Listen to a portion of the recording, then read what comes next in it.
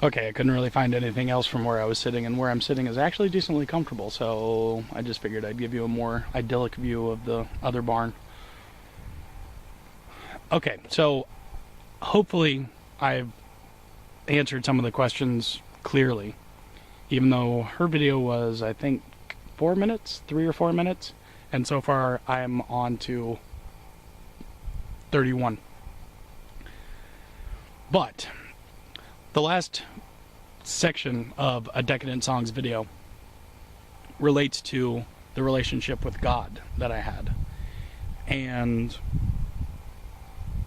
trying to translate the relationship that I had with God into relationships that I have with other people. I was always taught that God is an all-knowing, all-powerful, all-benevolent, etc., etc., you know, blah, blah, blah. You guys have heard it all before. And one of the things that I always stuck with was the fact that God is also all-forgiving. And so when God is all-forgiving, if I walk away from God for 2 weeks and I come back and say, you know, God, I'm sorry, I didn't mean to, ignore you, and I really should be paying more attention to my walk with you, because it's a walk together. It's not me walking on my own and you supporting me. It's not you walking over there and me trying to catch up the whole time. It's a walk together. And then if I would do it for a year, then, there's that guilt of, oh man, I was really bad for a whole year. I didn't pray, I didn't talk to you. And when you do it for a couple of years, then that guilt is just compounded. But you always knew, because you were taught, that God was always there, though.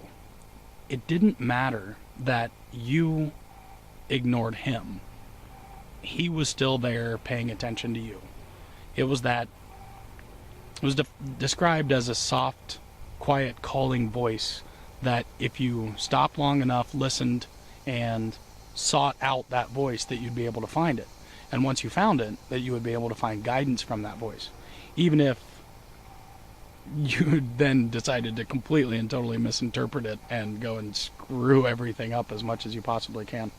Hang on. Scotch, don't eat grass. Thank you. So,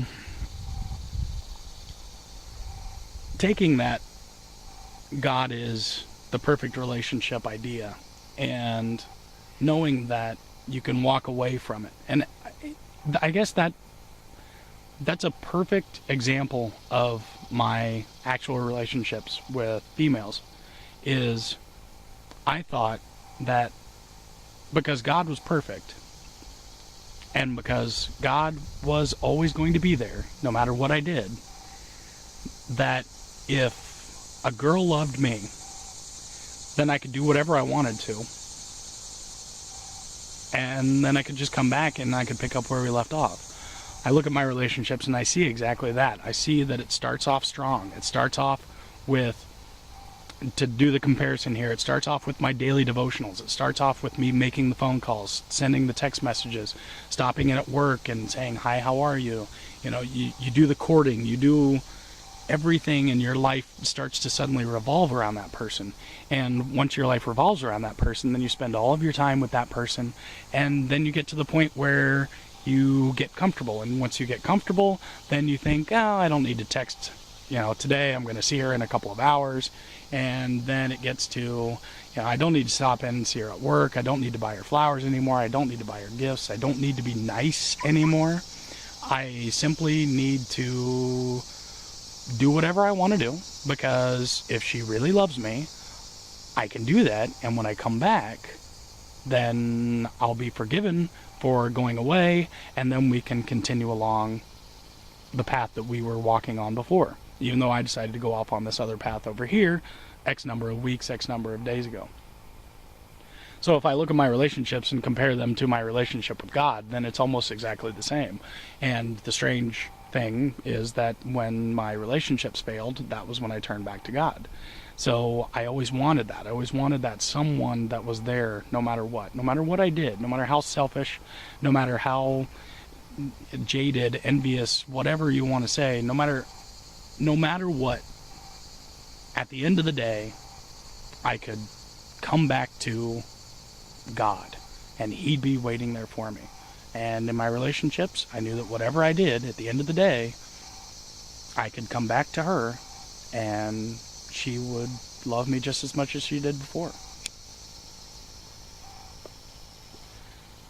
Also, just to clarify, I never cheated on any of my girlfriends, other than the one time that you guys know about already, which was the girl in college. Other than that, I've never slept with anybody else, never cheated on my girlfriends.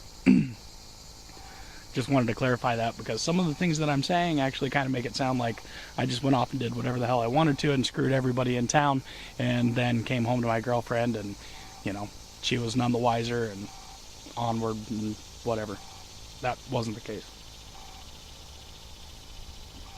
A bug landed in my beer, and I think I just ate it. Oh well, protein. Sorry, probably not a bug. An arthropod landed in my beer. So I guess the final bit,